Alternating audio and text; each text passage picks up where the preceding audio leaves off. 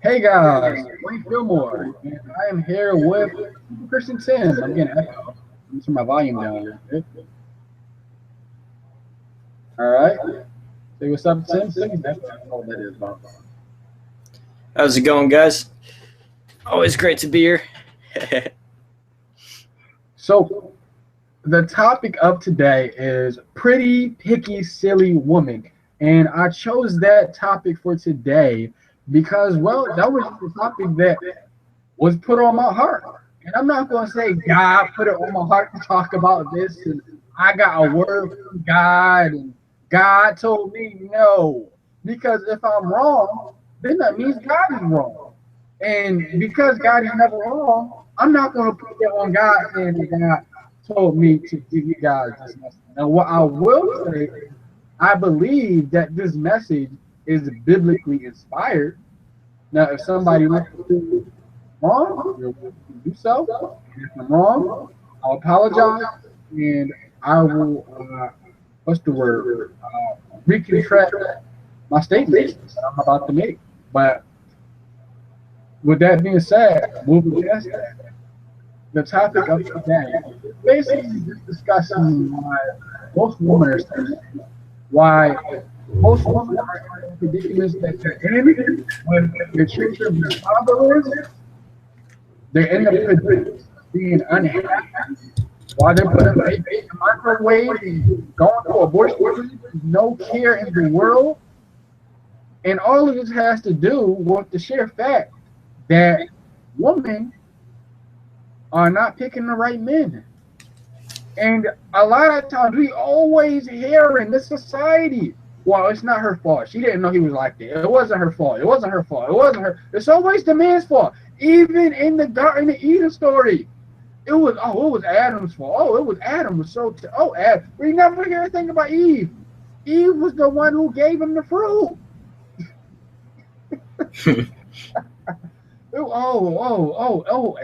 Eve. Oh, Eve. She was just so gullible. She never seen God make anything. She didn't know what she was really doing, but she did. And so from Genesis, I'm not going to say from Genesis into Revelation, but the reason why we're in the predicament that we're in, see, the first cause was the woman, but the effect was the man. See, sin didn't come into the world until Adam was the one who disobeyed God because man had the authority given to him by God to have dominion over everything. Man had dominion. Man had dominion over woman. I guess can you agree with me on that, Tim? yeah, a little bit. Just well, God set up parameters for both men and women to interact perfectly for the family unit. So yeah, we have Right. right there. The Bible is kind of specific on a woman letting her husband be the leader of the family, which the husband is. That's his primary purpose, is to lead the family, provide stuff like that. Right.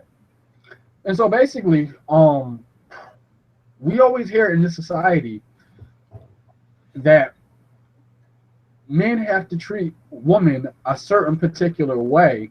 And if they don't do it exactly that way to that particular standard, they're no longer a man. Or how else can I even put this? We are taught in this society, in this culture, that you have to hold a woman to a particular standard, or maybe a man even to that particular standard. And if you don't hold a woman to that standard, you're not a man. For example, the only way I can even put this in the right terminology is to use an analogy. When you go on a date with a woman, right? What are you always told? You gotta pay for her. Well, if you're the man, you're always told you gotta pay for her, right? You gotta pick her up, you gotta drop her off, you gotta do this, you gotta do that, you gotta do all these things for the woman. But what's the woman supposed to do for the man? Not saying that she's obligated to have sex with him. That's not what I'm saying. I'm saying, as a man, do we get anything? Do we get any type of respect? How come we have to earn our respect from women, especially as black men? Because I always see this. I know you see this now, Tim, where a lot of black women are going towards white men, saying that black men ain't nothing and black men ain't this and black men ain't that. But at the same time, not even trying to be disrespectful to anybody who's of Caucasian descent, but it was the white men who took and bonded you and put you in slavery, beat your man, beat you, and raped your kids. And then in the same breath, they say, "Oh, well, we are we can't depend on a man to take care of us, etc., etc." Now, to go even deeper into this, so you guys can just get the gist of what I'm trying to say. It seems like in this society, men are held to a higher obligation than women. Period. When it comes to dating, even how can I even put this so you guys can get this? Oh, all right. Mother's Day. We always hear about Mother's Day and how mothers need to be honored and mothers need to be given this because, oh, you got to love your mama. I hear this so much in the black community. You got to love your mommy. Your father's okay, but your mother, you got to love your mother. There's nothing wrong with your father. Some fathers not even there, but you got to love your mother. And we hold mothers to such a higher standard. We hold mothers to the same standard that we're supposed to hold the fathers to. So in reality, what we do is we X fathers out, and the position that the father was supposed to take, the woman tries to be the replacement father. We always hear the woman talk about how I'm the mother and the father. I'm the mommy and the dad. No, you're not. You can't teach your son how to be standing up. When your boy starts going through hormonal changes, you can't explain to him what's going on in his body because you don't got the same parts. What do you think, Tim? No, yeah, agreed. There's a definite amount of unequal attention towards the family. I mean, a child should love both their parents like both equally, and that's another product of the Illuminati and how they're trying to destroy the family unit. They got to destroy it somehow. So starting to confuse which one's authoritative is the first step. It's the whole point of feminism too. Right. I mean, you see it all over. And so what we see is basically that men are basically being kicked off the pedestal of their authority, just like Adam was kicked off. See, all of the things that are going on today is just because the devil never changes his tricks. He keeps on doing the same thing over and over and over and over and over and over again. The devil is a uniformitarianist. That's why we say naturalism is of the devil. Yeah, I agree. But what we saw in the beginning was Satan didn't go to the man. Adam never even spoke to the devil. It was Eve who had a conversation with Satan. And it was Satan who deceived the woman. The Bible says that Adam was not deceived. Let me bring up the verse so all the feminazis don't say, well, Wayne said, no, this is what the Bible teaches. The woman was deceived. Let me just Google this for you guys real quick. If you guys have your Bibles, it is in 1 Timothy 2:14.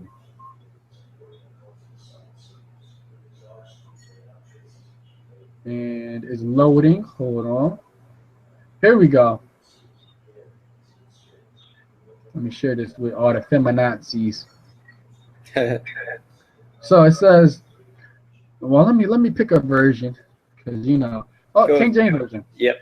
And Adam was not deceived, but the woman being deceived was in the transgression.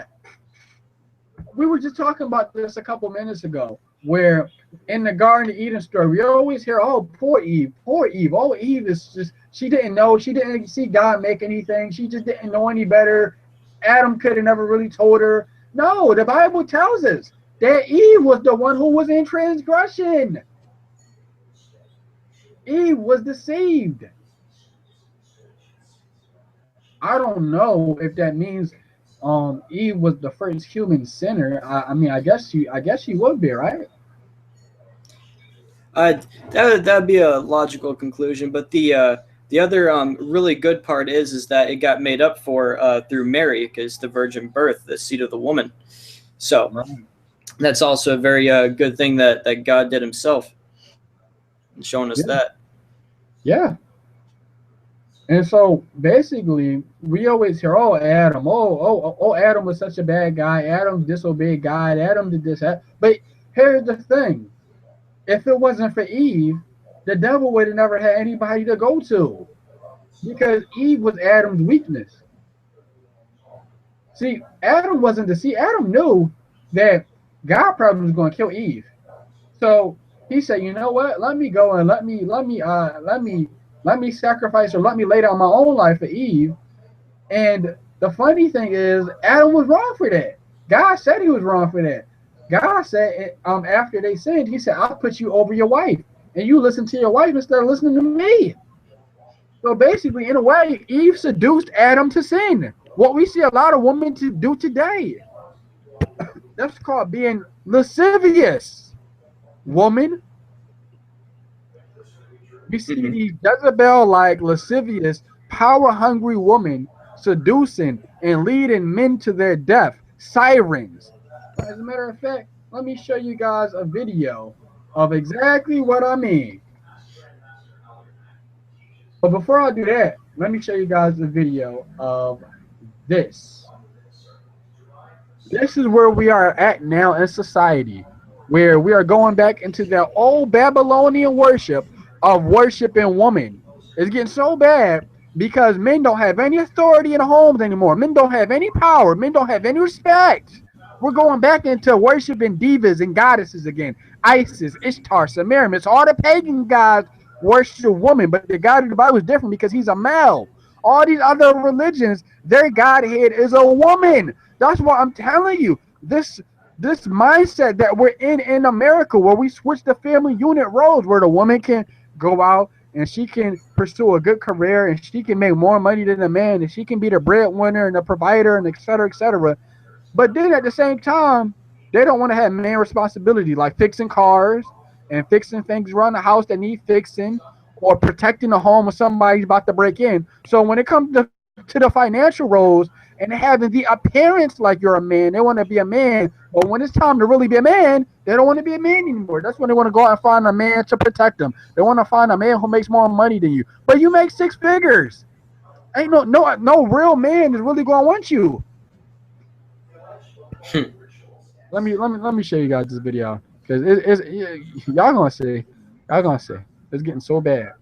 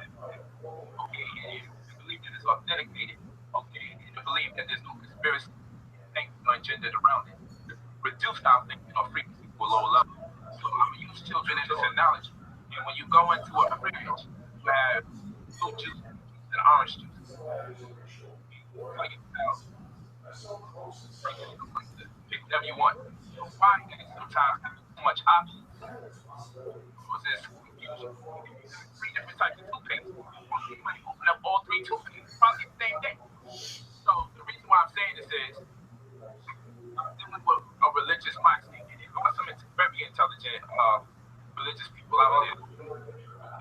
But what I'm going to tell you is, so adherence, I don't know, that adherence has been reduced to childlike things.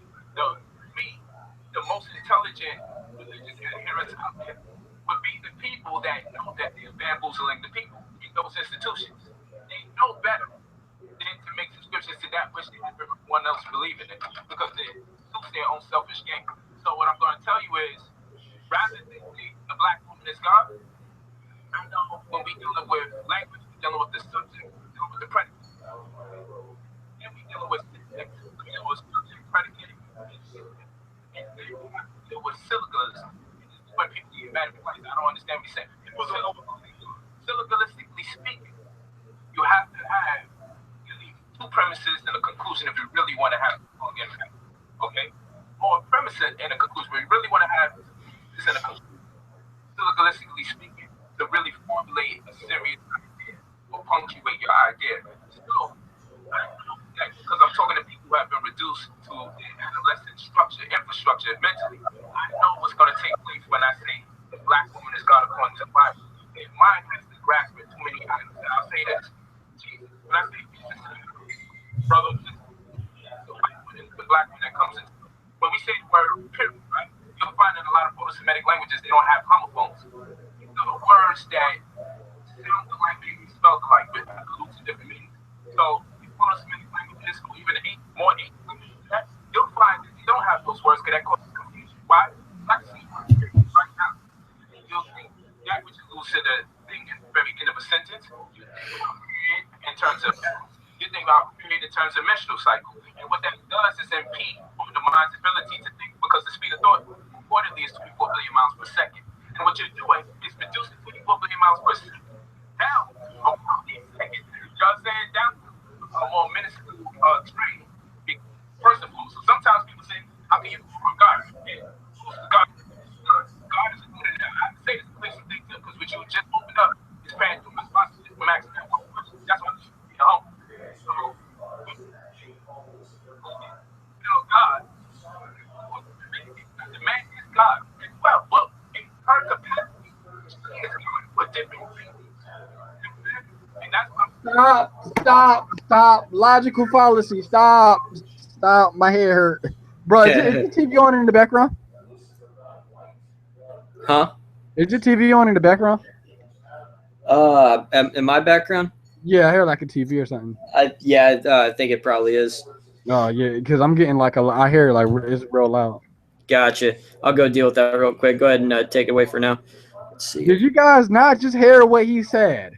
He said the black man is God, but the woman is God too, in her own point of view. That's subjective truth. That's like saying, well, the sky is blue, but then at the same time, it's not blue at all. What? Subjective truth. That's not how truth works. Truth is objective. And because truth exists, we know God exists. Because God is truth. You can have lies, but in order to have lies, you need truth. The shadows prove the sunshine. Sorry, I got the meeting going. You can have light without darkness, but you can't have darkness without light. Therefore, if the bad exists, it proves the good even more. So I don't know what this guy is saying. He's trying to prove that the black woman is a goddess. So let's keep on listening. He still has made no points. He made a logical fallacy within his first premise. So let's continue to listen to this guy. we have to break down individuation or individual. We look at the word individual, and this is the semantics. Inside divided by two. Inside divided by two. Individuation, individual. And lastly, we go down to the word, we'll see it's the most minuscule point that you can break something down, equal in two.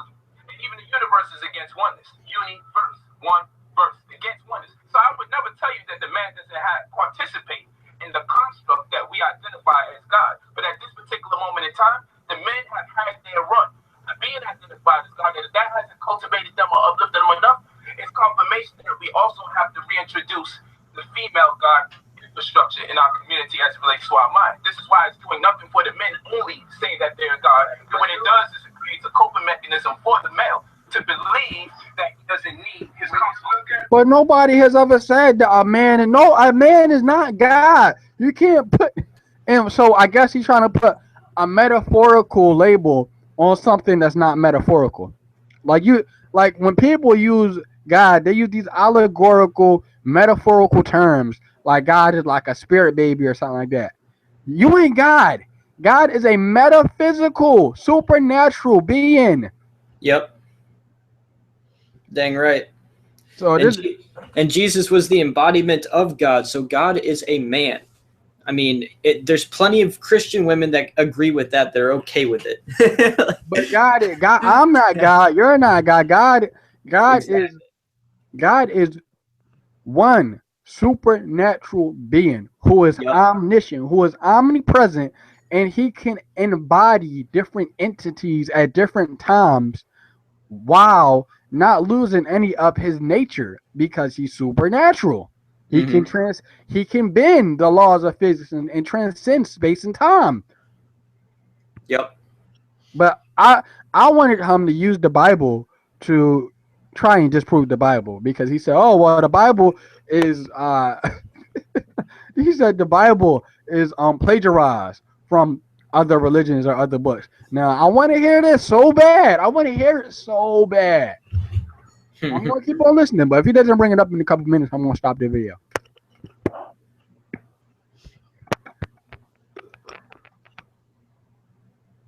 The condition and state of our women today. Yes, black women. Not only the black women. I understand when you say you don't want to say the black woman. I understand that. But it will be identified. Right, by default. By default. But when you look at the state of our women today, why you have not come out prior to the debate to just do a lecture on teaching the black woman who they are from the Bible? All world religions have their inception in the worship of women. That's the DVD I put out. I also have wrong. That is so wrong because the Bible, actually, the God in the Bible is a man. Father, Son, Holy Spirit. Didn't I just say that, bro? I just said that. Yep. Wow. So he's bold-faced lying. You won't ever hear the God of the Bible describe himself as a woman. Yeah, it's real simple to take down people like this. What verse is this in the Bible? Where the heck is you getting this from? Even Adam was first, and Eve came out of Adam's rib. Even the word woman suggests that the man was first because you came out of man, woman. Exactly. He's just spouting out stuff to sell poop DVDs. Basically, and look at the guy next to him with the ponytail. What the heck is this? Yeah. Yeah, I know. I was gonna say something about that little ponytail on that guy. He got bald head and a point on the side and just what's that? What are you trying to prove, man? What are you trying to prove? Lord. Yeah, I think it's funny. Let me keep on going. A book called Desecration of the Womb. It's called Misogyny, and the subtitle is called Desecration of the Womb. It's a 3-part DVD. Okay, so it's called Misogyny, Desecration of the Womb. One of my reading materials or publication tomes that I put out. And then I also have All World Religions Have Their Inception in the Worship of Women. And I've also participated in helping Brother Tahuti deliver his debate. Well, on this particular forum, what I want to do is introduce this data to the women of the religious institutions, more especially in the case of the monotheistic religions, as relates to the New Testament. Particularly, that's what makes these groups of Israelites so very interesting. Why is this so important to you? Why is this so important to you to prove that the woman is God? It's important to me to prove that the woman is God because the black community is. Because he came from one, that's why. The black community is at a handicap, only making subscriptions to the power and influence of the male. That's wrong because the black community is worshiping mothers. Every black man you know, 95% of black men fatherless. All they have are the mothers. Mothers Day come up. You hear nothing about the father on Father's Day. When Kent Hovind went to prison, he said about 90-something% of the men in there were fatherless. The black community has had enough of mothers. We need not just we don't need to just know about the physical father, but we need to know about the spiritual father, the metaphysical father of the universe, God, Jehovah, Yahweh, Jesus Christ. Yeah. Agreed. And so this dude He's just like you said, trying to sell DVDs out the back of his whoopty trunk. Hmm. He's a I can't even keep going because he hasn't given any proof. He just bantering and bantering and bantering on things he doesn't know.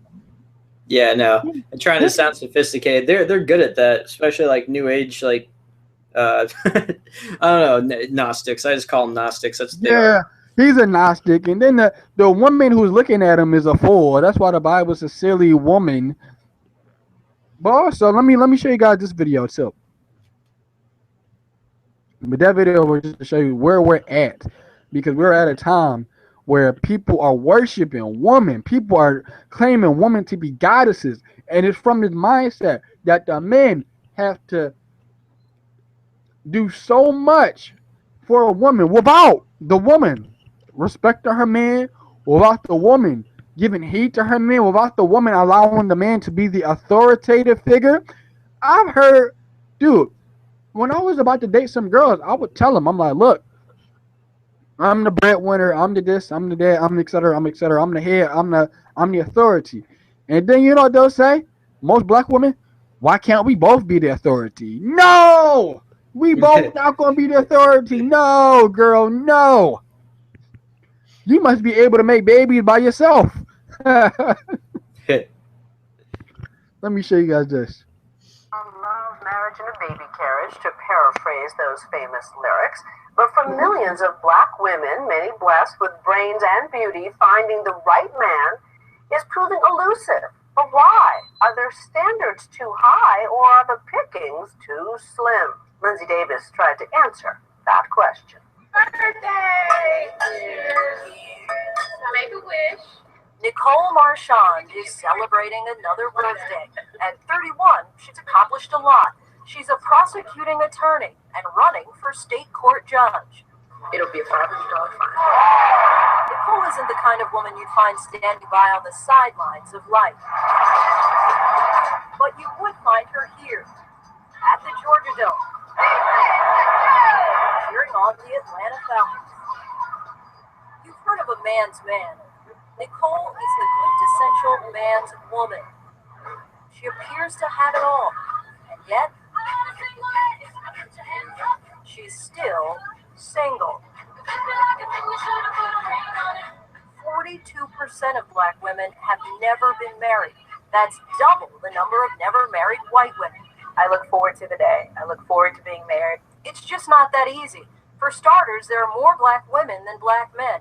1.8 million more. So even if every black man in America married a black woman today, 1 out of 12 still wouldn't make it down the aisle. Let's take 100 black men. If you eliminate those without a high school diploma, those without a job, and the number of black men between the ages of 25 and 34 who are incarcerated, that leaves only about half of black men eligible to pop the question. Nicole sees the problem every day. It is sad to see that the majority of the defendants that we prosecute are black males. Those numbers can be very disappointing. Admittedly, the selection of men is slim. Get it through your head. You're the Friday girl that's just for sex. That's what you are.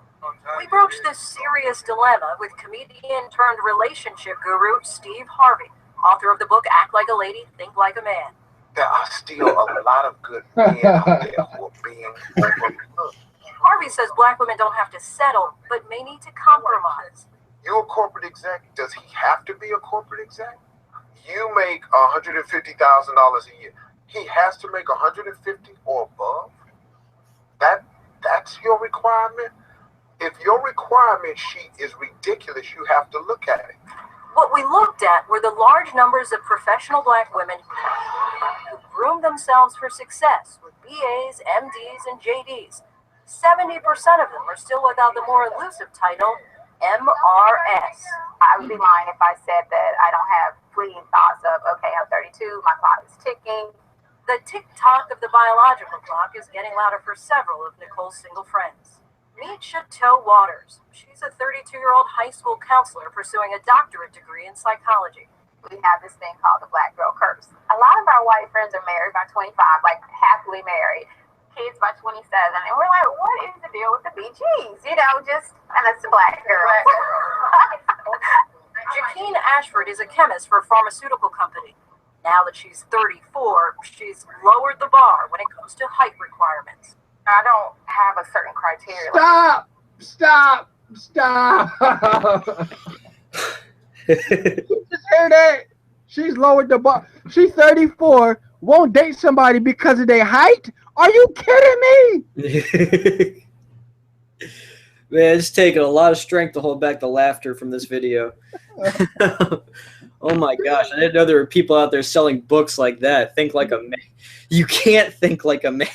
You're a woman. Yeah. Wow, I didn't know. Oh wow, I didn't know all this stuff was. Oh wow. Yeah, it's bad. It's bad, man. It's bad. You haven't seen the movie Think Like a Woman, Act Like a Man. But Yeah. number one, we have comedians turning themselves into gurus who's been married 3 or 4 times. How are they going to tell you to have a successful marriage when they ain't been in a successful marriage? They ain't been 3 or 4 marriages. Then these women, remember. Well, you guys probably didn't hear me say this on my show, but most women who are single by the time they're 30, it's a more likely chance that they have a high education, because women who tend to pursue a high education tend not to be married. That's not just black women, that's women, period. Because what they try and do is, most women, they think the only reason they need a man is for financial stability. No, that's not why you need a man. The Bible says you need a man because you need to be a man to help me. Not saying you're supposed to be his slave, not saying you're supposed to be his maid, but just his helper. That's what you were designed to be. You were designed to be a nurturer. You're designed to be a mother. Most women who go on to get a higher education, they aren't married. They don't have any kids, never been married. Harder for them to get married, and their standards are ridiculous. We got a 34-year-old chemist who won't date somebody because of their height. Yeah, that's wow. And they're wondering why they're single and lonely. I was talking to a brother a couple minutes ago. He wasn't able to get on the show because he was having some problems with his Google Hangouts account. But he basically said something that was pretty ingenious. He said most women can't find a good man because they can't find their fathers. So what they try and do is all of the requirements, all of the things that their father couldn't give them, they try and look for that in a man. So these girls aren't just looking for a husband, they're looking for their daddy. That's a good point. That's a good point. That's what's wrong with some of these women. They want you to take you out. They want you to pick them up, drop them off, do this, do that. You got to do all these things, but at the same time, well, we're not dating, we're not in a relationship. You're just doing this stuff because, and what they really need to say is because you're my daddy. Because when I look at you, I see the dad I never had. Yeah, it's a big problem with a lot of young women too. They have those father issues. So yeah, that becomes a big thing. Let me keep on going with this. It actually becomes idolatry. What you did, that's grade A idolatry. Expect all this from you, and you're basically like their god, like their idol. And if you screw up, you suffer. You suffer for it because they, not knowing God, they fall into idolatry. I'm not even saying that women are obligated to date a man who treats them nice. But if you don't like him, why don't you just tell him you don't like him? Why don't you just tell him, all right, well, just for the sheer fact that I don't want to make it seem like I'm using you, how about we go half and half on the date? Just for the sheer reason that I don't want to make it seem like I'm using you. Let's, what's another thing that men got to deal with women? Oh, instead of you picking me up, how about I'll just meet you down at the place we're supposed to go? Because I don't want to make it seem like, I'm doing et cetera, et cetera. I was dating a girl where I met her downtown. No, I'm sorry. I met her down on the street called 40th Street. So we were on our date there, and when the date was over, as a matter of fact, she offered to drive me down to 15th Street so I can catch the train. So, no, I'm sorry, we were at 30th Street. My bad. We're at 30th Street. We walked down from 40th Street down to 30th Street. We get in her car, and she drops me off. And so I get home, and she's texting me about, well, you couldn't have given me gas money. And I'm like, you drove me 15 blocks. You want gas money for 15 blocks? That's what you call using somebody. These girls are manipulators and users. They don't want a man. They want the idea of a man, but what they really want is the father they never had. And that's what they're not really saying. These girls all on social media. Don't nobody want me. Don't nobody love me. Don't nobody this. Don't nobody that. Then they post all these crazy behind pictures on Instagram. All these thirst traps. All these different social media pictures and all this stuff. And they got all these dudes in their inboxes talking about they can't find the man. No, it's not that you can't find the man. You just don't want to pick from any of the men that are basically trying to talk to you or date you. These same girls are the same ones who get pregnant by incarcerated men, drug dealers, killers, pimps. Then they're like, oh, well, I didn't know he was like that. It's not my fault. They go back into that Eve syndrome where Eve, you know what? You know what's funny? It really, I keep on saying this. Where would men be without women? In the Garden of Eden. It's true. Because Eve was the one who was deceived, and Adam was the one who laid down his life for the woman. He didn't have to do it.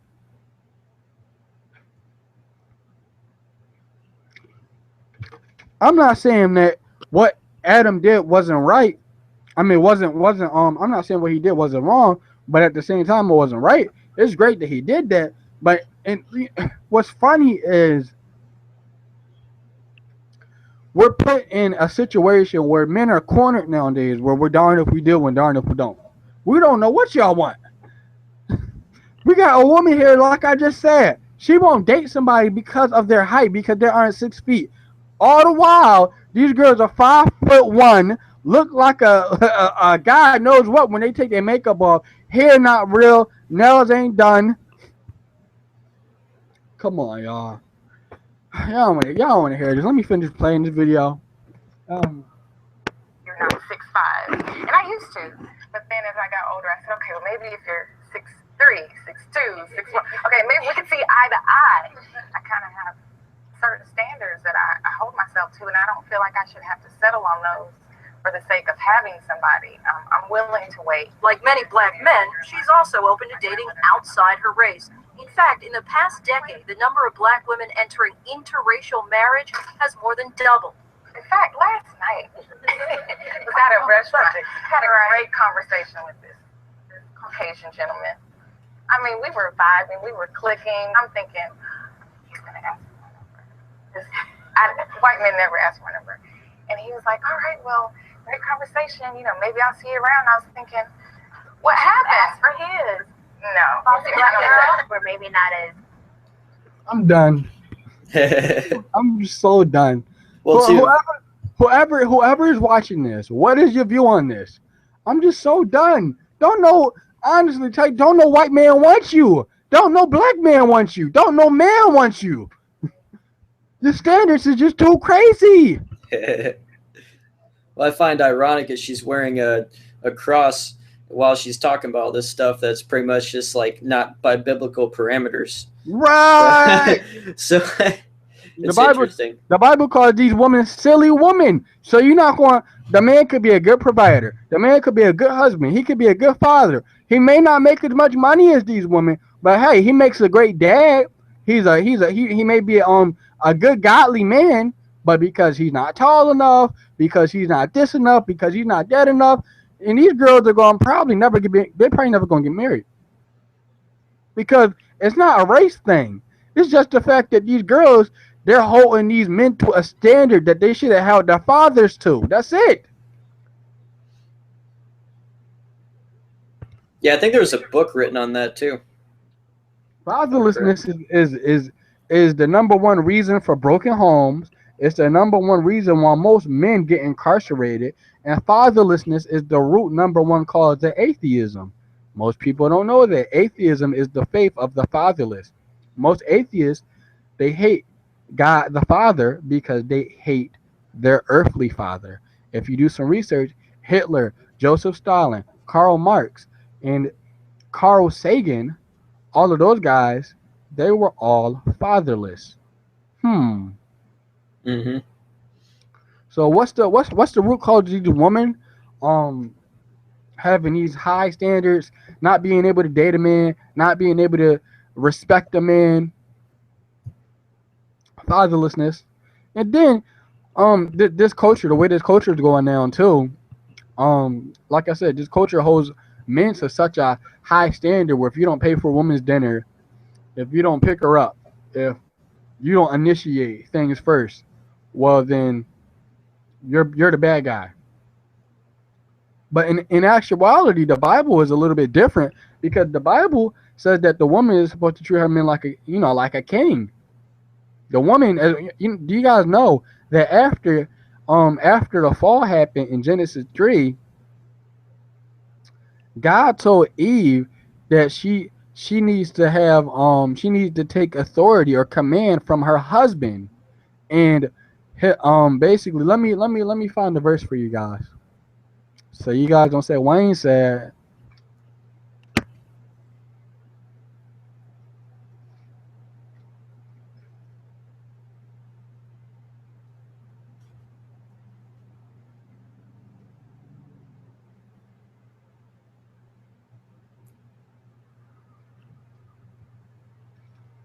Bam, here we go.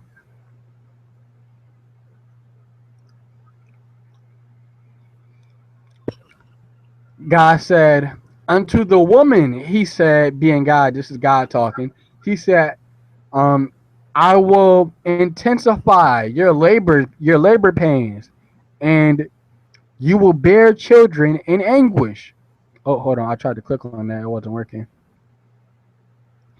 Your desire will be for your husband, yet he will rule over you. I think one of the biggest reasons why we keep on seeing what we're seeing, where women can't find a husband, where men can't find the right woman, is because men are going towards these women who don't want to be ruled over. They want to do what they want to do, live how they want to live, go out clubbing, twerking, shaking their butt, being nasty, doing all these types of things, but they don't want their husband to tell them anything what to do.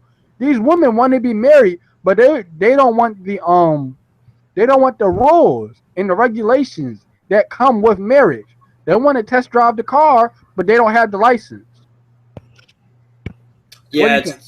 it's funny they mention that because I actually do have a family member that's going through that right now with his girlfriend. He has a family and stuff, and he's trying to keep it together, and she basically just wants to go out and do things behind his back, and they call it being young, and it's like it's not being young. You have engaged in this. You are to stick with it. If you do that, you're just proving your own fallenness. Right. Ladies, it's not called being young. It's called being a slut. It's called being nasty. And it's called not wanting your husband to have rule or authority over you, which is unbiblical. If you don't want a man to have authority over you, don't get married. And don't go around saying you want to get married. Because what these girls do is, like I said, they don't want a man. They like the idea of having a man, but what they really want is a father. And some of these girls don't even want that. Most of these girls are lesbians.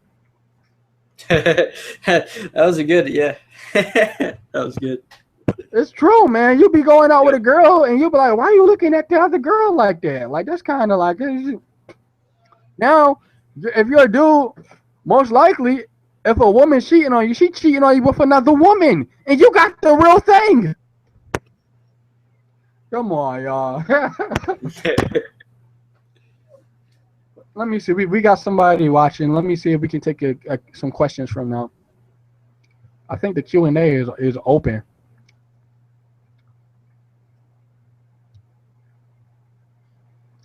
I guess if you type a comment or something like that, maybe we might be able to see it.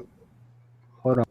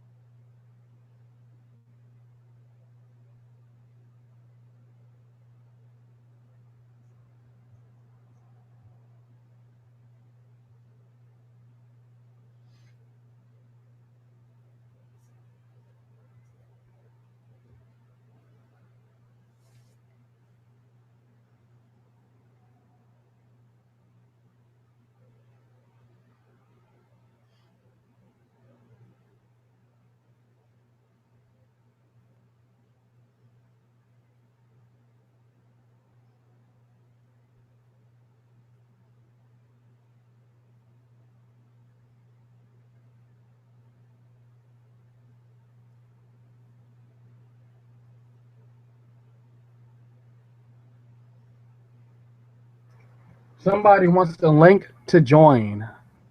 If What's the link? somebody wanted a link to join. Let me see.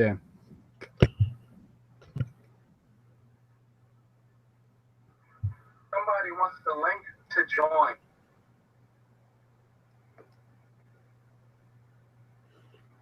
So I think I put the link on there. Other than that, if somebody wants to join in, they can join in. Yeah, it'd be some good stuff. Yeah. Hold on.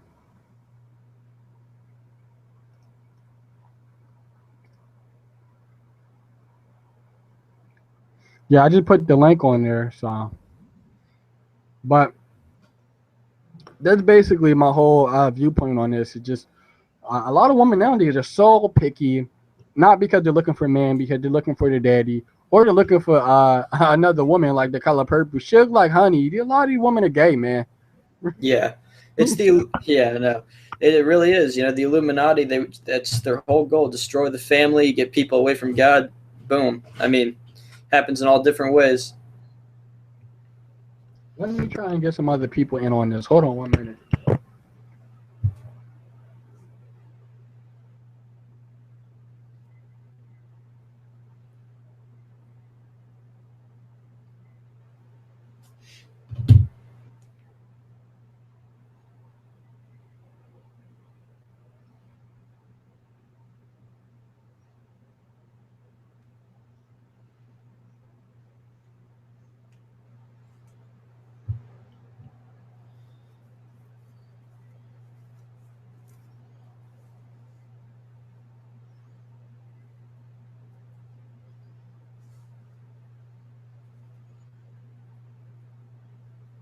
All right, I just posted. I'm gonna wait for a little bit and see who comes in.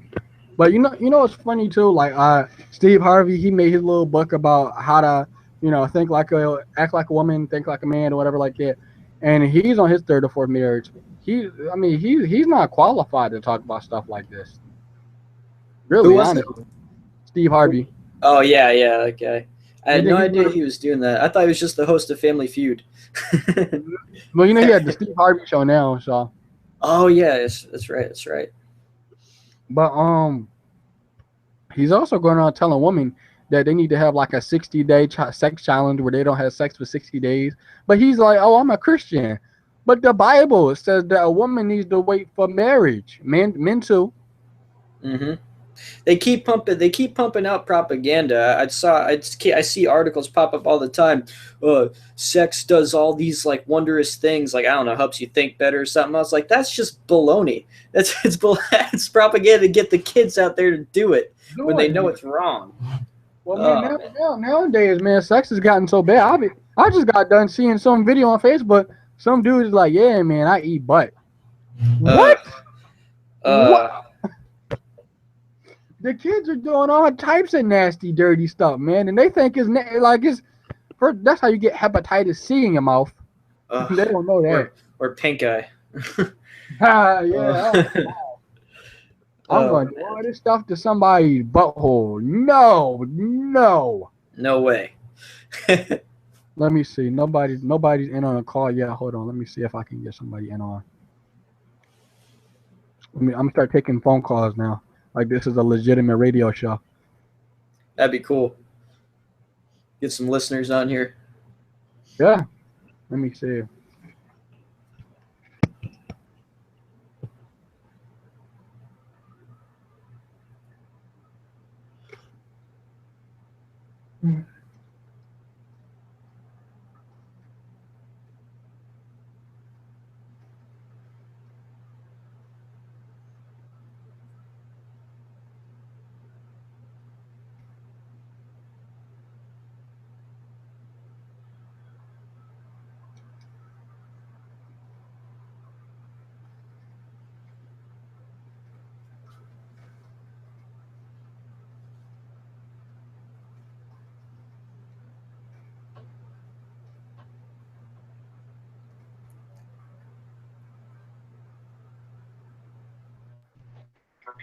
Hey, what's up?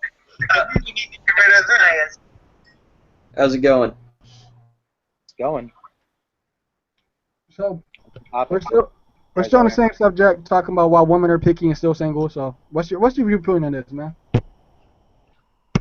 I don't know a lot of single women. I don't think women are too picky. No. Not. I mean, some women are unreasonably picky, and some aren't. Yeah, I Are would you say married? so.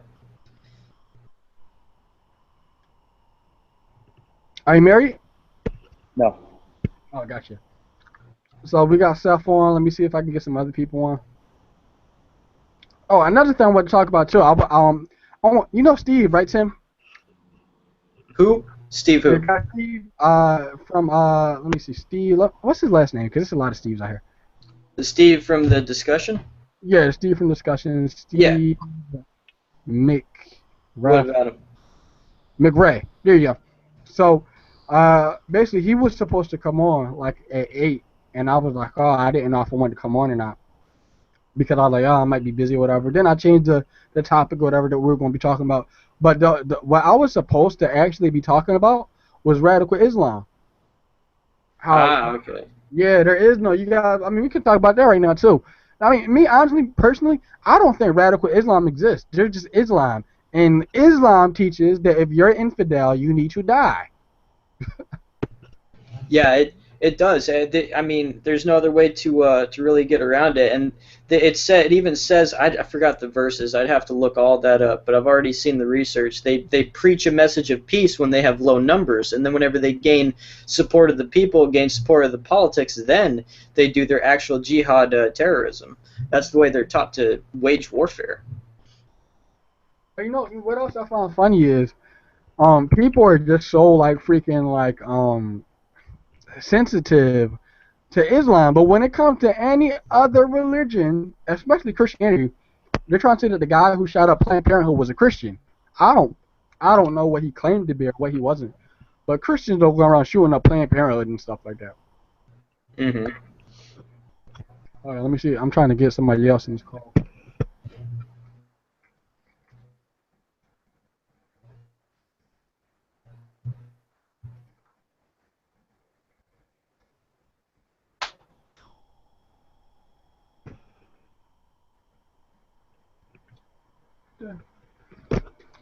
The heck? So, Seth, are you a creationist? Are you an atheist? Are you what's your position? Oh, well, the first two terms aren't mutually exclusive. I am not a creationist, and I'm an atheist. All right, gotcha. So you'll be like agnostic. No, God doesn't exist. All right. So hold on a minute. Ugh. Come on, guys.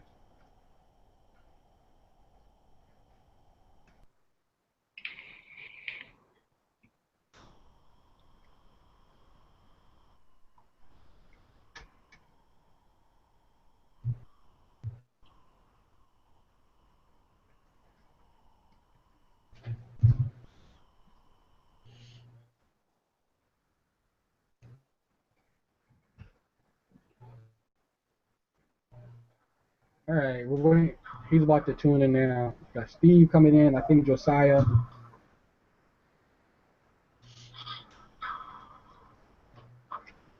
I It, was it was it was this guy yesterday who was debating like these. It was like 4-on-1. His name is like Shamos or something like that. Seamus. Dude, this guy is like a freaking philosophical genius. I don't know, dude. I don't know where he studies at, but I was like, dude, you held it together. It was like 4 or 5-on-1. Hey, Steve, you're here. Yeah, Seamus is a. What up? What up? Oh shit, Seth's here. Hey, Hey, you got the big dogs in. I You never ain't met fucking you. around tonight, are you? Pop in. Steve, can you get some more people on the call? Well, probably. Probably. Wayne was just Thank you. talking about Shamos. How do you feel about Shamos, Steve?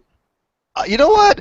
Okay, yeah, I'm gonna say that. Obviously, we're live right now, so it's going to everybody. I happen to like Shamos. I think that he is very knowledgeable of philosophy. I think he gets upset a little easy, although he's really maintained himself pretty well. I listened to him today, especially, and he was being unfairly attacked, and he wanted to discuss something very specific. They said that they would, and then they just kind of derailed the conversation and wouldn't let him speak. And I noticed that same thing kind of thing happened to him yesterday. So I happen to like Shamos. I think he's honest. I He, haven't seen that the conversation you're talking about, but other than that, I couldn't say anything else to add to that. I agree with you completely. Yeah, I think he really wants. I mean, you know me. I'm not a philosopher. Okay, I'm a white belt in philosophy. I'm learning it just like most people did when they started off with these types of hangouts. I'm fascinated by it. There's a lot to know about it, though. It's not an easy subject, and I think he's learned a lot over the last couple of years, supposedly. And I think he likes to have very constructive arguments, and I think he likes to have them in a very controlled manner, and I respect him for that. I think things just get out of control very quickly. And it flusters them, and I can see why, though. It's not a disparaging remark about it towards him. Oh yeah, I completely agree. I think I shared the link with you guys so you guys can just bring people in or whatever. So I'll be back. I'm about to make myself like a hot pocket. I'm hungry as crap. So you guys have fun. So I'll be back in like 2 minutes. I was about to get some food too, but yeah, if it's my hand, I can add people. So do guns, but.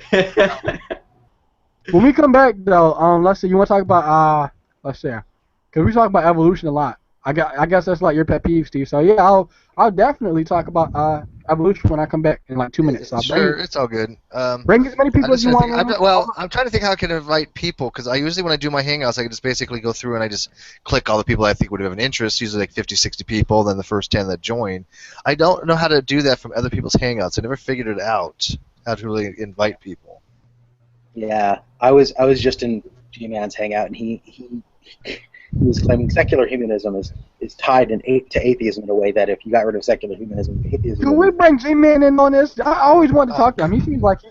So I just had to leave, and I saw these guys talking, and I've never met either one of them.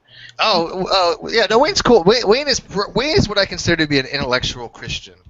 He's honest. He's an intellectually honest Christian. He'll actually listen. He'll look at the evidence, and we'll have a great dialogue. So I got to give him props for that. G-Man, G-Man's not one of those Christians, Wayne. G-Man is not like that. I assure you. Is he like a presupposition? But G-Man's not that bad. He's pretty decent at what he does. He's an entertainer. He's not interested in serious dialogue. He doesn't want to really. His channel's preaching to the choir. Okay, it's self-evident that he's only really preaching to the people that really believe his type of Christianity in specifics. So he doesn't. Dude, how many times I had to correct him just today? What was it today? That was it yesterday. What was it? It was yesterday, right, Wayne? Yeah, it was yesterday when G-Man was in the hangout, and I had to correct him numerous times. You had come in just afterwards. What's that? I like G-Man, but for different reasons. I mean, he definitely has his problems. I think the biggest problem is he's never met an argument against atheism that he didn't like, which is a problem. Well, no, that's not true. He doesn't like atheism stoppable. No. An argument for atheism that he didn't dislike. That is, sorry, he's never heard an argument for atheism or against atheism that he doesn't like. If there's an argument, somebody says the sky is blue and grass is green, therefore God exists. Yeah, absolutely. That makes a lot of sense. I've really never heard him address any of the ontological arguments or anything like that. For the existence of God, and I really wanted Shamos to get to talk about the modal ontological argument, and he was supposed to, and he got upset because these guys were just being really, really a dick to him, and he took off. But he said he could actually, what's the word, validate the modal ontological argument, and I really wanted him to try to do that. Yeah, I could put out the modal ontological argument. Well, because I just think the whole modal ontological argument is basically, in a nutshell, saying what is possible, therefore it exists. No, just things that are conceptually would exist if in all possible worlds, such as God. Exist? Yeah. So if God is conceptually possible to exist in a possible world, therefore he exists, is what the conclusion is. And I'm like, no, you're just defining things into existence. You could change it to anything you want and say, well, it's possible that pink fuzzy rainbow unicorns that burp rainbows and shit gold nuggets exist. Therefore, they exist in some possible world. They don't have the property of maximum. Yeah, I know they don't have the properties of maximum greatness, but I mean, it's conceptually the same thing. I think, Seth. How about this? I have a maximally great unicorn. I mean, well, I guess in that sense, you're just calling. I mean, at least one of the responses to this would be, you're just calling the maximally great being a pink unicorn. In which case, you can't really compare. So God is a unicorn. But you can't really compare that. Well, I don't find any of those arguments. Same idea is when people say, I can prove a leprechaun's not real. It's like, well, we're not dealing with a leprechaun here. Well, I don't think you could do that either. I mean, yes, you can prove a negative, but you cannot prove a negative claim. And to say that you can prove there's no such thing as negative, as leprechauns would be, I don't think something you could possibly do. But that doesn't go to a negative. Proving a negative, we can actually prove a negative. Obviously, bonus Tollins is proving a negative. I think you could prove negative claims. I mean, if I'm accused of a murder, you could prove that I couldn't have committed the murder and didn't commit the murder. Well, the claim would be. Well, I mean, you can't prove an entity that doesn't exist because it doesn't exist. It's not real. I don't think so. I think you could prove entities that don't exist. Not all entities necessarily. There are unfalsifiable claims, but there are, for God, for instance, certain things that we can expect to find in the universe if God exists, and if we don't find them, then God doesn't exist. Well, I mean, yeah, but then you would have to look in every, let's say, corner of the universe in order to do that. So maybe it's possible theoretically, but logistically, I don't think you could ever really know you've looked everywhere in the universe. I just don't think that's true. I think that for the problem of evil, the classical argument against God, which the logical version has its problems, but is a way, at least in principle, you can prove that God doesn't exist. If God is, well, the first question is: have both of you read all 66 books of the Bible? Yes. Okay. Most of it. I mean, if you want to have the problem of evil, M would be the one to really want to get in this hangout. You want to write MK because he's really worked for several days to try to to formulate that whole question that, can God be evil kind of thing. Well, if there is a God, he can't. You're discussing the idea of existence. The Bible makes it clear that he's not even in this dimension. So that's not how we'd go look for him. We wouldn't go look for God. We would look for things that would be consistent with the universe that God created, or not consistent with the universe that God created. And the problem of evil happens to try to do that. It looks at the universe and says that this is not a universe that God would have created, ergo God didn't create the universe, and a God that didn't create the universe doesn't exist. Wait, because evil exists, God doesn't exist? Well, no, that's the original version. Well, evil exists, and God couldn't create evil because it would be a contradiction of his nature, right, Seth? Well, he can't coexist with evil at the same time. Well, again, he doesn't coexist with evil. He exists outside of the universe. The universe is what contains evil. But evil is on a more theological instance in that case. But we're talking about the way the argument defines evil, which is suffering. God, that suffering tends to exist. And that's, right. In that particular logical problem of evil. Why does God allow suffering? Yeah, God wouldn't create a universe in which there was gratuitous amounts of suffering.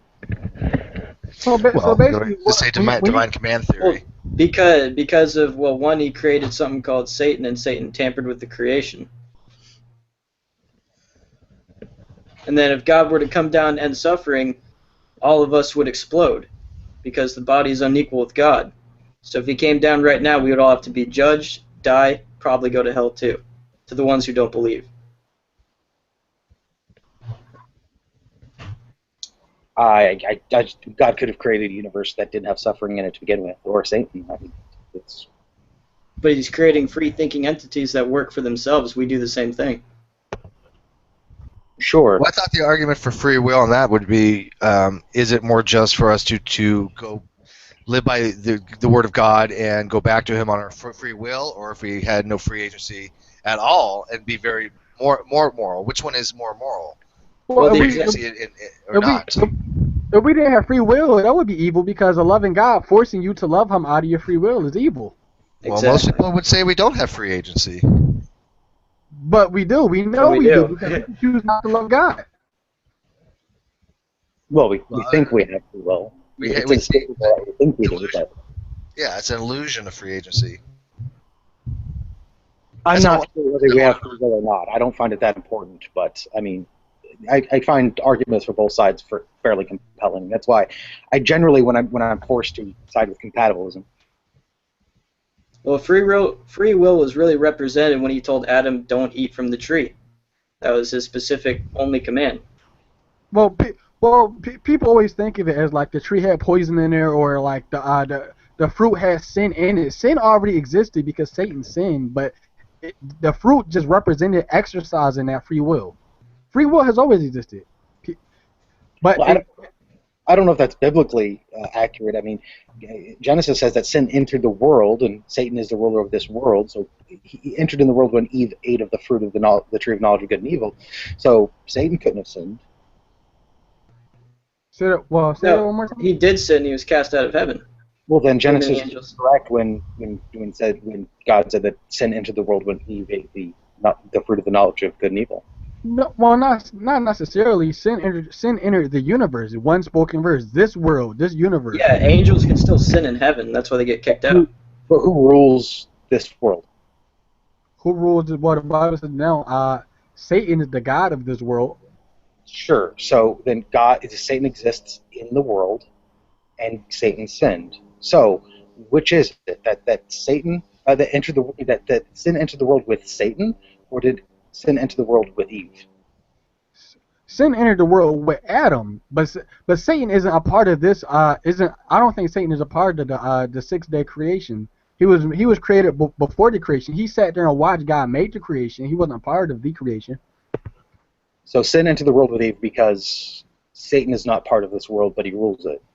No, sin entered the world because Adam exercised his free will, and he basically made a sinful decision.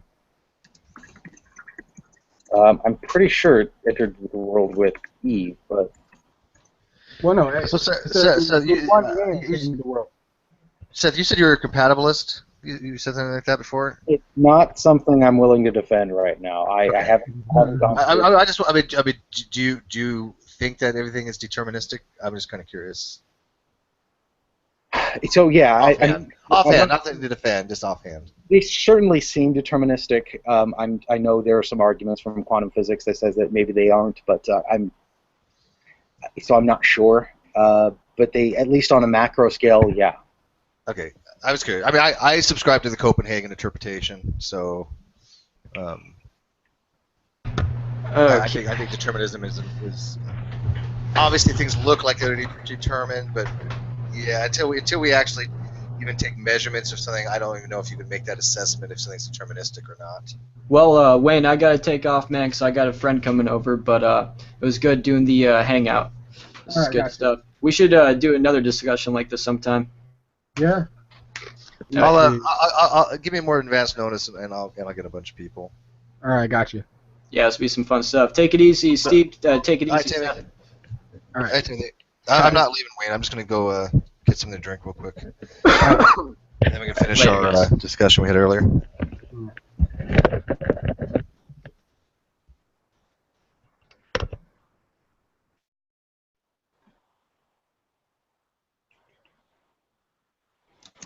So yeah, Romans seems to suggest that it entered it with Adam, which seems weird. Well, it's not that weird. I mean, it's kind of it might be offensive to say, but you know, the Bible always seems to kind of take men as people and women and children as something less.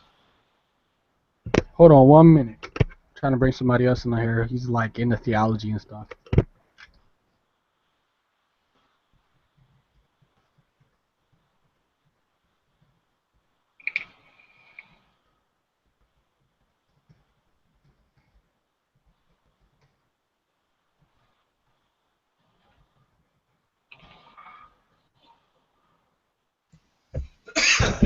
Back.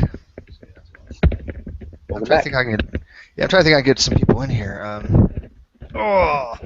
It's so much easier when I have the hangout because I can just go through my list and go Okay. You know, we could do. I could end this hangouts and then we could start like a brand new one on your channel. I don't really care either way. If you want me to start one, I can invite a bunch of people because I know Nadia's room has been really full a lot recently. It's been very difficult for people to get in. Plus, there's a lot of peanut packers that just kind of sit there. So, but yeah, if you're interested, how about we schedule one for about 15 minutes, and I will invite like 50, 60 people and see who shows up. Sound good? All right, cool. All right, I'll do it right now. All right, gotcha.